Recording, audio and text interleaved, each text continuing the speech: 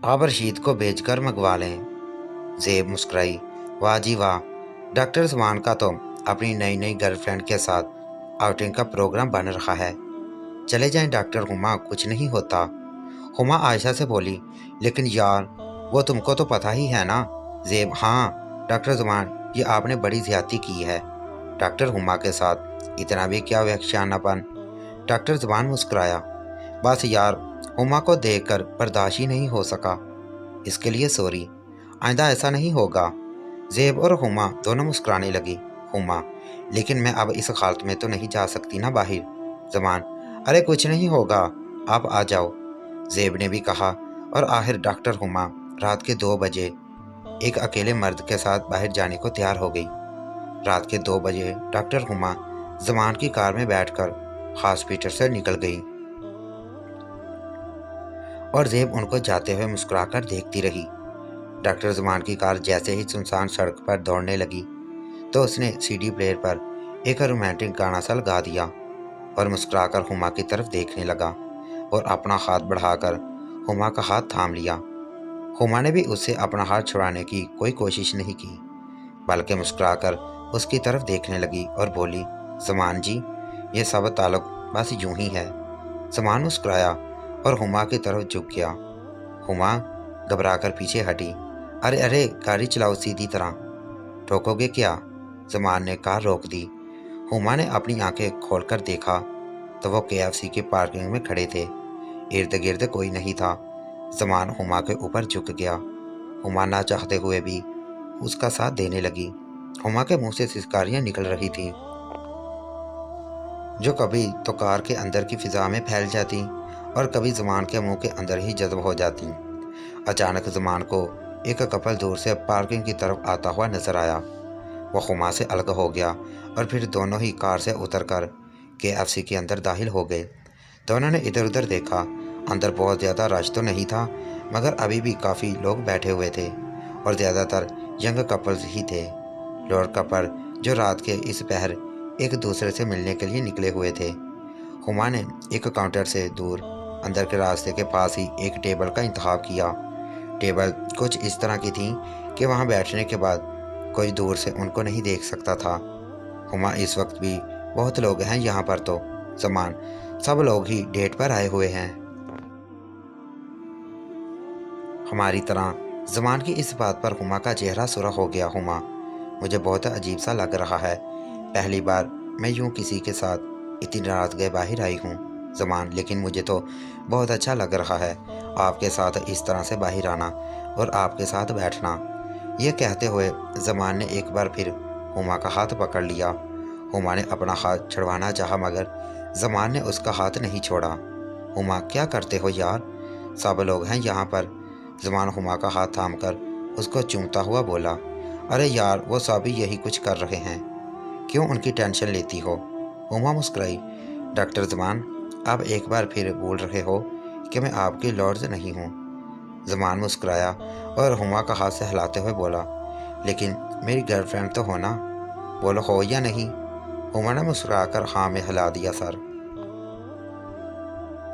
लेकिन यार, ये सब कुछ अजीब सा लग रहा है, एक शादीशुदा लड़की होते हुए यूं किसी और के साथ ये सब कुछ करना।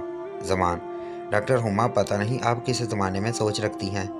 आपको एहसास होना चाहिए कि आप किस ज़माने में रह रही हैं आजकल। आपको तो पता ही है कि ये सब कुछ अब बहुत ही आम सी बात हो चुकी है। हुमा मुस्कुराई और बोली, लेकिन अगर मेरे शौहर को पता चल गया तो? ज़मान ने हुमा का दूसरा हाथ भी अपने हाथ में लिया और हुमा की आंखों में देखते हुए बोला, क्यों परेशान होती हो, किसी को कुछ नहीं पता चलेगा, आप बस अपनी लाइफ को एंजॉय करो। इतने में वेटर उनका ऑर्डर लेकर आ गया और दोनों इधर उधर की बातें करते हुए अपना अपना बर्गर खाने लगे। साथ की टेबल पर एक नौजवान जोड़ा बैठा हुआ था। ये दोनों बार बार उनको ही देख रहे थे। लड़का बार बार अपने हाथ से बर्गर लड़की की तरफ बढ़ाता, जैसे वो बड़े प्यार से काट लेती। ज़मान ने अपनी नज़रों से हुमा को वो देखने का इशारा किया और फिर अगली बार अपना बर्गर हुमा के होंठों की तरफ बढ़ा दिया। हुमा ने मुस्कुराकर ज़मान की आंखों में देखा और फिर उसके हाथ से एक बाइट ले ली। हुमा, बस अब खुश? तुम बिना बस थोड़ी देर में दोनों ने अपना बर्गर ख़त्म किया और फिर ज़ेब के लिए भी एक बर्गर पैक करवाकर अपनी गाड़ी में हॉस्पिटल के लिए वापसी पर निकल पड़े। वापस आए तो ज़ेब ने शरारती मुस्कुराहट के साथ दोनों का इस्तकबाल किया। ज़ेब तो आगे आप लोग अपनी पहली डेट से। हुमा मुस्कुराई और शर्माई भी। जी नहीं, कोई डेट वेट नहीं थी, बस ऐसे ही तो गए थे। ज़ेब चलें जी, आज ना सही फिर किसी दिन चले जाइएगा। बाकायदा प्लान करके डेट मारने। सब हंसने लगे। ज़ेब भी उनके साथ बैठकर अपना बर्गर खाने लगी। ज़ेब और हुमा एक ही सोफे पर बैठी हुई थीं, जबकि ज़मान अलग बैठा हुआ था। काफ़ी देर तक सब लोग गपशप करते रहे और फिर ज़ेब बोली, मुझे तो अब नींद आ रही है। आप लोग तो शायद आज रात एक ही कमरे में सोएंगे ना, या अलग अलग? हुमा के चेहरे पर सुर्खी दौड़ गई। ज़मान उठा और बोला, नहीं, मैं अपने कमरे में ही जाऊंगा। अब दोनों ही सोएं यहाँ। ज़ेब और हुमा भी खड़े हो चुके थे।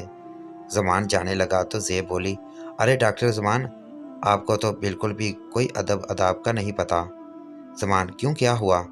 ज़ेब मुस्कुराई, अरे अपनी नई नवेली गर्लफ्रेंड को गुड नाइट तो बोल दे। ये कहते हुए ज़ेब ने हुमा को ज़बरदस्ती ज़मान की बाहों में धकेल दिया और उधर बाहर निकल गई। ज़मान ने हुमा को एक बार फिर अपनी बाहों में जकड़ लिया। हुमा जी, मैं तो कहता हूँ कि आप मेरे रूम में ही आ जाएं सोने के लिए। हुमा मुस्कुराई, तुमने सोने कब देना है? जब मैं वहाँ आऊँ। दोनों मुस्कुराने लगे और एक बार फिर से एक दूसरे की बाहों में समा गए। इतने में ज़ेब भी आहिस्ता से दरवाज़ा खोलकर अंदर आ गई और चुपके से दोनों को देखने लगी। हुमा की नज़र उस पर पड़ी तो जल्दी से ज़मान से अलग हो गई और फिर ज़मान दूसरे कमरे में चला गया। डॉक्टर ज़मान के जाने के बाद ज़ेब ने दरवाजे की कुंडी लगाई और झट से अपनी पहली सी गुलाबी रंग की शर्ट उतारी। हुमा, अरे अरे, ये क्या कर रही हो? ये कपड़े क्यों उतारने लगी हो अपने? नहीं, प्लीज़ रहने दो ना, मुझे सोना है ज़ेब। मुझे भी तो सोना है। पक्का कुछ और नहीं करोगी?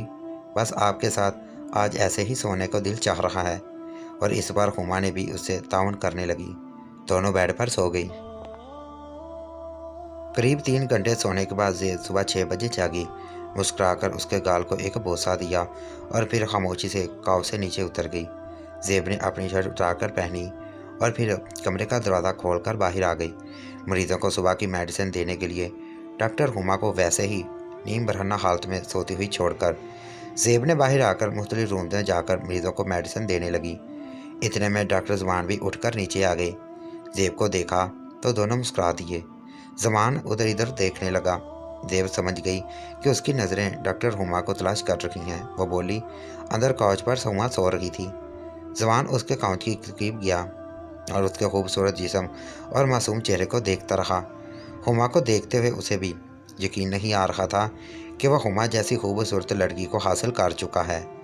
इसकी अगली किस्त देखने के लिए हमारे इस चैनल को सब्सक्राइब करें।